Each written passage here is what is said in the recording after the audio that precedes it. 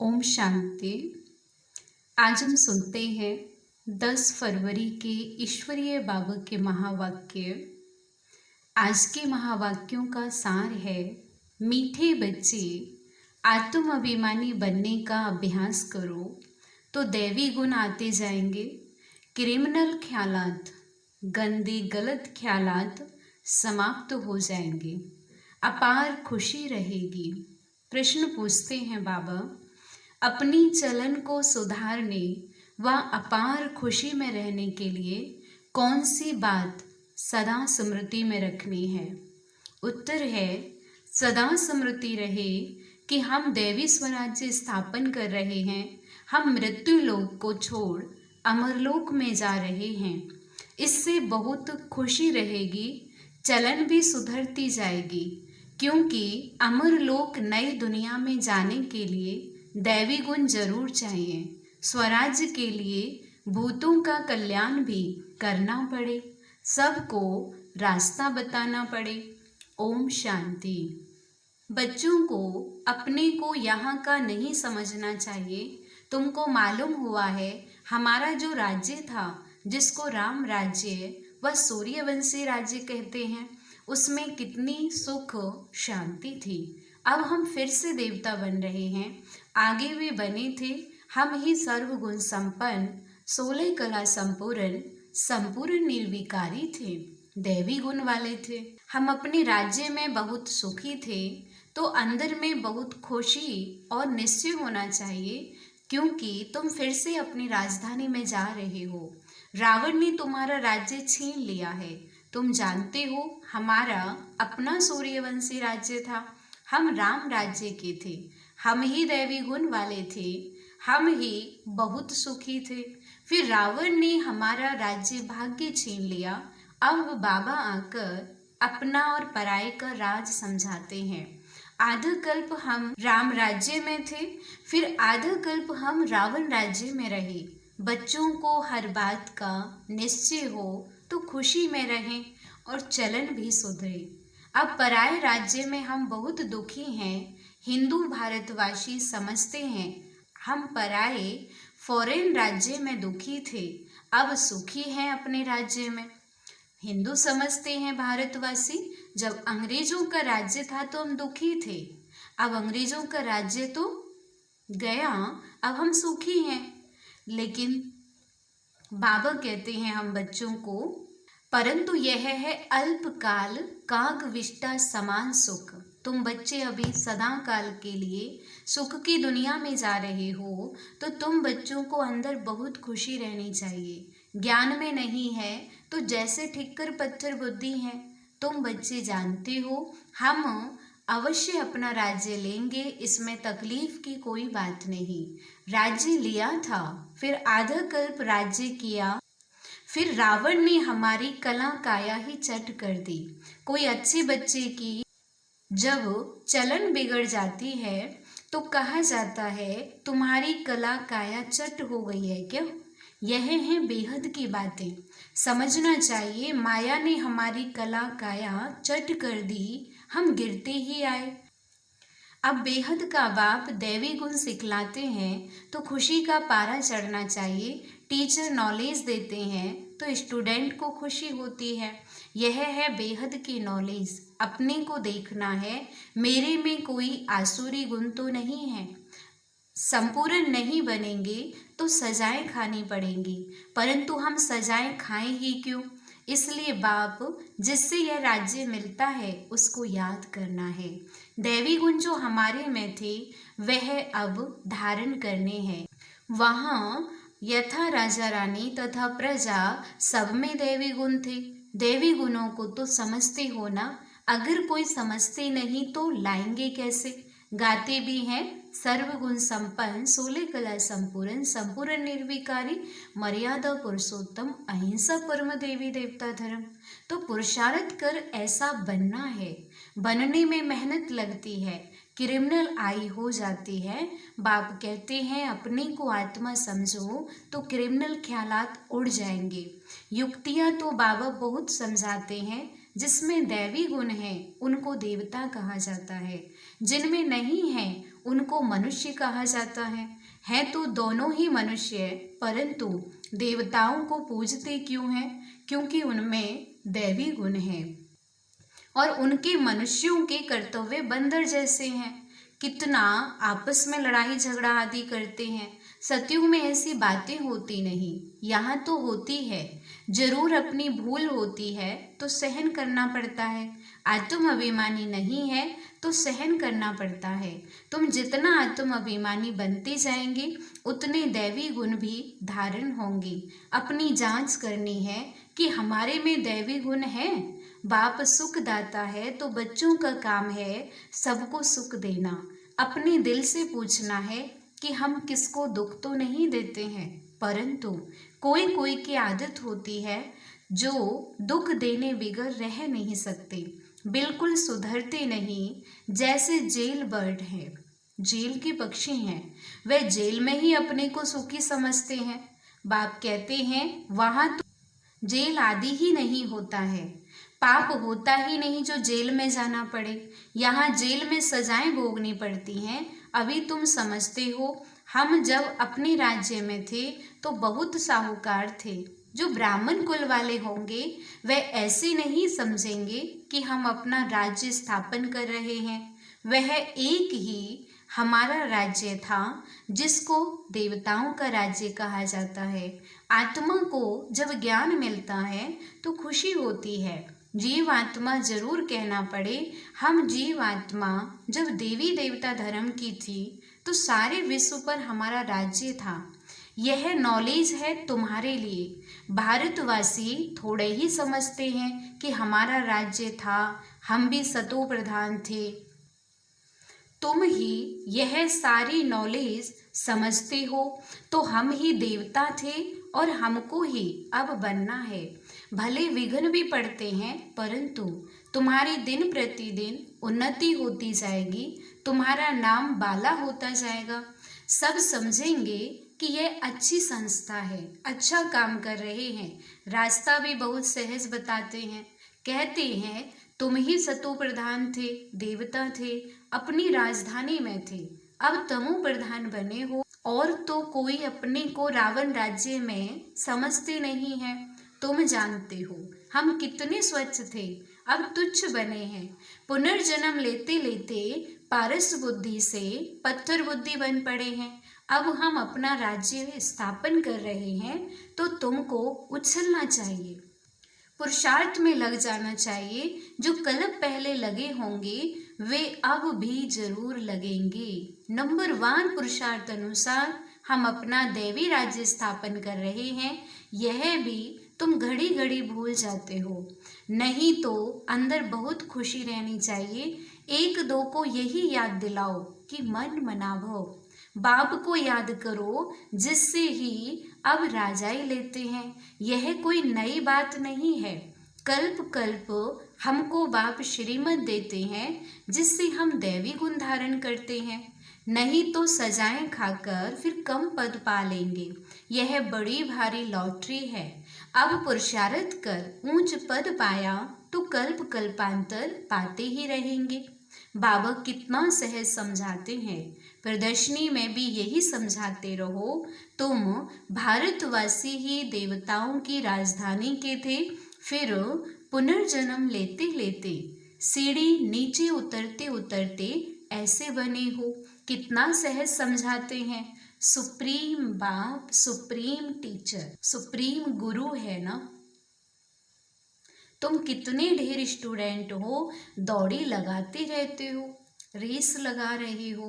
बाबा भी लिस्ट मांगते रहते हैं कि कितने निर्विकारी पवित्र बने हैं।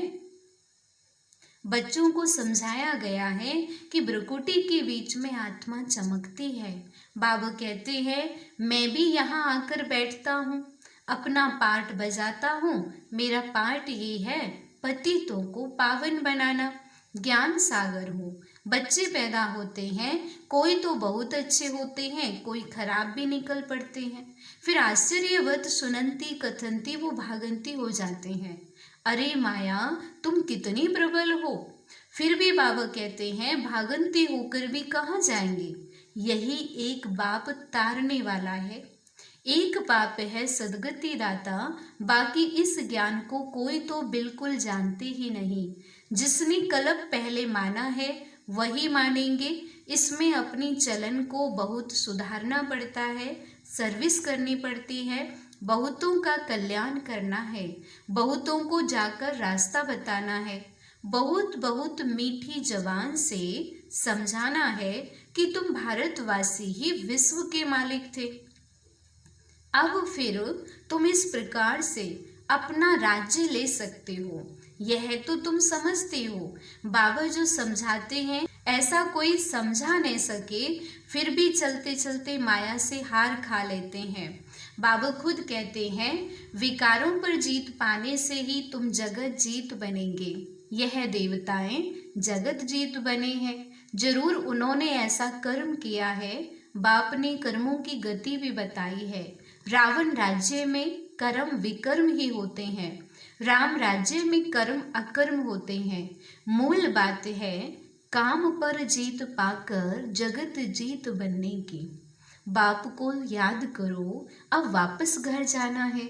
हमको 100% निश्चय है, सर्टेन है कि हम अपना राज्य लेकर ही छोड़ेंगे। यह निश्चित है, अपना राज्य लेकर ही छोड़ेंगे। परंतु राज्य यहाँ नहीं करेंगे, यहाँ राज्य लेते हैं। राज्य करेंगे अमरलोक में। अब मृत्यु लोक और अमरलोक के हम बीच में हैं, यह भी भूल जाते हैं। इसलिए बाप घड़ी घड़ी याद दिलाते हैं। अब यह पक्का निश्चय है कि हम अपनी राजधानी में जाएंगे। यह पुरानी राजधानी खत्म जरूर होनी है। अब नई दुनिया में जाने के लिए दैवी गुण जरूर धारण करने हैं, अपने से बातें करनी है, अपने को आत्मा समझना है, क्योंकि अभी ही हमको वापस जाना है। तो अपने को आत्मा भी अभी ही समझना है, फिर कभी वापस थोड़े ही जाना है जो यह ज्ञान मिलेगा। वहाँ 5 विकार ही नहीं होंगे जो हम योग लगाएं। योग तो इस समय लगाना होता है पावन बनने के लिए। वहाँ तो सब सुधरे हुए हैं, फिर धीरे धीरे कला कम होती जाती है। यह तो बहुत सहज है। क्रोध भी किसको दुख देता है ना। मुख्य है देह अभिमान। वहाँ तो देह अभिमान होता ही नहीं। आत्म अभिमानी होने से क्रिमिनल आई नहीं रहती, सिविल आई बन जाती है। रावण राज्य में क्रिमिनल आई बन जाती है। तुम जानते हो हम अपने राज्य में बहुत सुखी रहते हैं, कोई काम नहीं, कोई क्रोध नहीं। इस पर शुरू का गीत भी बना हुआ है। वहाँ यह विकार होते ही नहीं। हमारी अनेक बार यह हार और जीत हुई है। सतयुग से कलयुग तक जो कुछ हुआ वह फिर रिपीट होना है। बाप अथवा टीचर के पास जो नॉलेज है वह हमको सुनाते रहते हैं। यह रूहानी टीचर भी वंडरफुल है। ऊंचे से ऊंचा भगवान, ऊंचे से ऊंचा टीचर भी है और हमको भी ऊंचे से ऊंचा देवता बनाते हैं। तुम खुद देख रहे हो बाप कैसे डिटीज में स्थापन कर रहे हैं, देवी राजधानी स्थापन कर रहे हैं। तुम खुद ही देवता बन रहे हो। अभी तो सभी अपने को हिंदू कहते रहते हैं। उन्हों को भी समझाया जाता है कि वास्तव में आदि सनातन देवी देवता धर्म है और सबका धर्म चलता रहता है। यह एक ही देवी देवता धर्म है जो प्राय लोप हो गया है। यह तो बहुत पवित्र धर्म है। इन जैसा पवित्र धर्म कोई होता नहीं। अब पवित्र न होने के कारण कोई भी अपने को देवता नहीं कहला सकते हैं। तुम समझा सकते हो कि हम आदि सनातन देवी देवता धर्म के थे, तभी तो देवताओं को पूजते हैं। क्राइस्ट को पूजने वाले क्रिश्चियन ठहरे, बुद्ध को पूजने वाले बौद्धी ठहरे, देवताओं को पूजने वाले देवता ठहरे। फिर अपने को हिंदू क्यों कहलाते हो? युक्ति से समझाना है। सिर्फ कहेंगे हिंदू धर्म धर्म नहीं है तो वो बिगड़ेंगे। बोलो हिंदू आदि सनातन धर्म के थे, तो कुछ समझें कि आदि सनातन धर्म तो कोई हिंदू नहीं है। आदि सनातन अक्षर ठीक है। देवता पवित्र थे, यह अपवित्र है, इसलिए अपने को देवता नहीं कहला सकते हैं। कल्प कल्प ऐसे होता है। इनके राज्य में कितने साहूकार थे, अब तो कंगाल बन पड़े हैं। वे पदमपति थे। बाबा युक्तियां बहुत अच्छी देते हैं। पूछा जाता है, तुम सतयुग में रहने वाले हो या कलयुग में? कलयुग के हो तो जरूर नरकवासी हो, सतयुग में रहने वाले तो स्वर्गवासी देवता होंगे। ऐसा प्रश्न पूछेंगे तो समझेंगे कि प्रश्न पूछने वाला जरूर खुद ट्रांसफर कर देवता बना सकते होंगे, और तो कोई पूछ नहीं सकते। वह भक्ति मार्ग ही अलग है। भक्ति का फल क्या है? वह है ज्ञान। सतयुग त्रेता में भक्ति होती नहीं। ज्ञान से आधा कल्प दिन, भक्ति से आधा कल्प रात। मानने वाले होंगे तो मानेंगे, और न मानने वाले होंगे तो ज्ञान को भी नहीं मानेंगे, तो भक्ति को भी नहीं मानेंगे। सिर्फ पैसा कमाना ही जानते हैं। तुम बच्चे तो योग बल से अब राज्य स्थापन कर रहे हो श्रीमत पर, फिर आधा कल्प के बाद राज्य गवाते भी हो। यह चक्र चलता ही रहता है। अच्छा, मीठे मीठे सिक्की लदे बच्चों प्रति माता पिता बाप दादा का याद प्यार और गुड मॉर्निंग। रूहानी बाप की रूहानी बच्चों को नमस्ते। रूहानी हम बच्चों की रूहानी बाप दादा को नमस्ते। शुक्रिया बाबा, शुक्रिया शुक्रिया। धारणा के लिए मुख्य सार है। फर्स्ट पॉइंट है, बहुतों का कल्याण करने के लिए अपनी जबान बहुत मीठी बनानी है। मीठी जबान से सर्विस करनी है, सहनशील बनना है। सेकंड है, कर्मों की गहन गति को समझ विकारों पर जीत पानी है। जगत जीत देवता बनना है। आत्म अभिमानी बन क्रिमिनल दृष्टि को सिविल बनाना है। वरदान है, श्रेष्ठ कर्म द्वारा दिव्य गुण रूपी प्रभु प्रसाद बांटने वाले फरिश्ता सो देवता भव। वर्तमान समय चाहे अज्ञानी आत्माएं हैं चाहे ब्राह्मण आत्माएं हैं, दोनों को आवश्यकता गुण दान की है। तो अब इस विधि को स्वयं में व ब्राह्मण परिवार में तीव्र बनाओ। ये दिव्य गुण सबसे श्रेष्ठ प्रभु प्रसाद है। इस प्रसाद को खूब बांटो। जैसे स्नेह की निशानी एक दो को टोली खिलाना है, मिठाई खिलाना है, मिठाई खिलाते हो, तो ऐसे दिव्य गुणों की टोली खिलाओ। तो इस विधि से फरिश्ता सो देवता बनने का लक्ष्य सहज सब में प्रत्यक्ष दिखाई देगा। स्लोगन है, योग रूपी कवच को पहनकर रखो तो माया रूपी दुश्मन वार नहीं कर सकता। योग रूपी कवच को पहन कर रखो तो माया रूपी दुश्मन वार नहीं कर सकता। ओम शांति।